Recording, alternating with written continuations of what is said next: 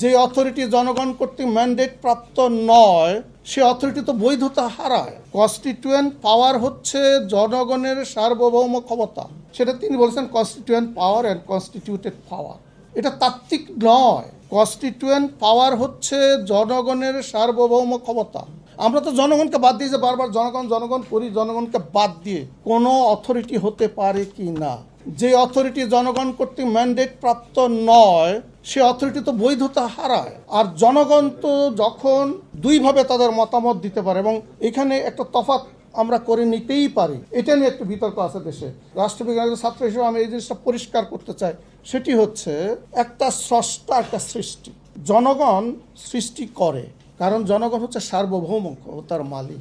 রাষ্ট্র বিলংস, আমাদের সংবিধানে তো বলে যে সংবিধানে এত কথা বলা হচ্ছে সংবিধান সংবিধান, সেই সংবিধানের 7 অনুচ্ছেদে কি বলা হয়েছে যে সেটা Republic belongs to the people. সেই জনগণের ইচ্ছার যে প্রতিফলন, তাও কি দেখুন, রেফারেন্ডাম হচ্ছে ডাইরেক্ট, আর ইলেকশন হচ্ছে ইনডাইরেক্টলি রেপ্রেজেন্ট করার জন্য প্রতিনিধি নির্বাচন।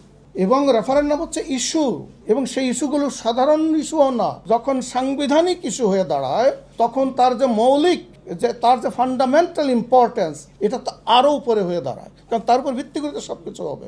এই কথাটা তিনি অত্যন্ত পরিষ্কারভাবে বলেছেন যে জনগণ হচ্ছে সার্বভৌম ক্ষমতার মালিক, কনস্টিটিউয়েন্ট পাওয়ার।